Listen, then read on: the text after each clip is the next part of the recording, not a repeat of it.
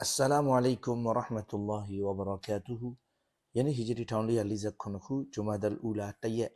Khrin ni town nasa ngagu ni autobala nasa liya ni taujani ma. 5 minute အောင်မြင်ခေရဲ့တင်ကန်းစာအမှတ်စဉ်1182ကိုတင်ပြမှာဖြစ်ပါတယ်ဒီနေ့ကတော့ကျွန်တော်တို့ညစဉ်ဖတ်ရွတ်နေတဲ့ဆူရာဆာဂျဒါအီမမ်ဆပ်ကြီးတွေတောက်ကြနေ့ဖဂျ်တိုင်းဖတ်ရွတ်တဲ့ဆူရာဆာဂျဒါနဲ့ပတ်သက်ပြီးတော့တင်ပြမှာပါအဲ့တော့ဆူရာဆာဂျဒါဟာကျွန်တော်မြတ်ကုရ်အာန်လာဆူရာအမှတ်စဉ်32ဖြစ်ပါတယ်နာမည်ကတော့ဆူရာဆာဂျဒါဖြစ်တဲ့အမိပေးရတဲ့အကြောင်းရင်းကတော့အရှင်မြတ်ရဲ့အာယတ်တော်တွေကိုကြားနာပြီးတဲ့နောက်ဆာဂျဒါဥချပြီးတော့အရှင်မြတ်ရဲ့စင်ကြယ်ကြောင်းကိုမြို့ဟာတဲ့မိုမီနီရဲ့အရေးချင်းတွေကိုဖော်ပြထားတဲ့အတွက်ကြောင့်ဆူရာဆာဂျဒါလို့အမည်ပေးခြင်းဖြစ်ပါတယ်ဒီဆူရာရဲ့ဒုတိယနာမည်ကတော့ဆူရာအလ်မွန်ဂျီယာဖြစ်တဲ့ဒီဆူရာတော်ဟာမိမိအရှင်ထံမှာဖတ်ရွတ်သူအတွက်အတနာခံပေးတဲ့အတွက်ကြောင့်ဒီလိုနာမည်ပေးခြင်းဖြစ်ပါတယ်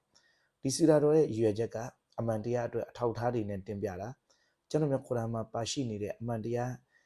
ညွှန်အချက်အလက်တွေကိုတင်ပြတာဒီကနေ့တစင်လူသားကိုဖန်ဆင်းရခြင်းရဲ့ဓမ္မစစ်သဘောတရားတွေနဲ့လူသားတို့ရဲ့အခြေအနေမှန်ကိုတင်ပြခြင်းတွေပါဝင်ပါတယ်။ကြားရောက်တာတော့မက္ကာရှိမြို့တော်မှာကြားရောက်တဲ့အာယတ်တော်ပေါင်း30ရူကူပေါင်း3ခုအခရာပေါင်း1520လုံး23လုံးစကလုံးပေါင်း384လုံးဆူရာဆာဂျဒါတစ်ခုနဲ့ဖွဲ့စည်းထားတာဖြစ်ပါတယ်။ဒီဆူရာတော်ရဲ့အဓိကဥတီချက်ကတော့ဆူရာဆာဂျဒါဟာမုရှရစ်တွေကိုအမြဲတစေညှဉ်းဆန်လေးရှိတဲ့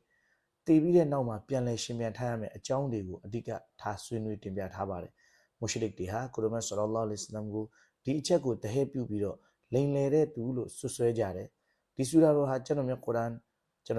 ရဲ့တဘာဝအလွန်တရားအလားတရားတွေနောက်ထပ်မြတ်မားလာစွာသောအမိန့်တော်တွေကိုစတင်တင်ပြထားပါတယ်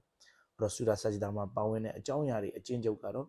အာယတ်နံပါတ်1ကနေ3အထိမှာတော့ကျွန်တော်မြတ်ကုရ်အာန်ဟာမှန်ကန်တိကျစွာခြားပေးခြင်းခံရတဲ့ကျမ်းဖြစ်တယ်ဆိုတဲ့အကြောင်းကိုအတည်ပြုတင်ပြထားပါတယ်။အာယတ်နံပါတ်4ကနေ9အထိမှာတော့အလောရှိမြတ်တပါးတည်ရှိကြောင်းအလောရှိမြတ်ဟာတတ်ဆွမ်းနိုင်တော်မူသောအရှင်မြတ်ဖြစ်ကြောင်းကိုတင်ပြထားပါတယ်။အာယတ်နံပါတ်10ကနေ17အထိမှာတော့ကွယ်လွန်ပြီးတဲ့နောက်မှာပြန်လည်ရှင်ပြန်ထားရမယ့်အကြောင်းကိုအတည်ပြုထားပါတယ်။အာယတ်နံပါတ်12ကနေ14အထိမှာတော့ကိယာမတ်နေ့မှာအပြစ်ကျူးလွန်သူတွေရဲ့သေသိမ်ခန်းကိုဖော်ပြထားပါတယ်။အာယတ်နံပါတ်15ကနေ19အထိမှာတော့အီမန်ရဲ့အမတ်တညာတွေကိုတင်ပြတယ်။အာယတ်နံပါတ်18ကနေ22အထိမှာတော့တရားမျှတတဲ့အစားပေးခြင်းနဲ့လောက်ရက်တွေဘလောက်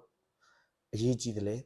အဲ့တော့ကျွန်တော်တို့လောက်ရက်တွေရဲ့ကွာဟသွားမှုကြောင့်ဘလောက်ရှိမြတ်ရဲ့အစားပေးတဲ့စံနှုန်းတွေကွာဟသွားတဲ့အကြောင်းတွေကိုတင်ပြထားပါတယ်အာယတ်နံပါတ်23ကနေ25အထိမှာတော့သာသနာရေးကဏ္ဍမှာဥဆောင်ဥရပြုခြင်းဟာဘလောက်အရေးပါတယ်လဲအဲ့ဒီလိုပုံကိုယ်တွေမှာဘယ်လိုအရေးချင်းတွေရှိတင်လဲဆိုတာကိုဖော်ပြတယ်အာယတ်နံပါတ်26ကနေ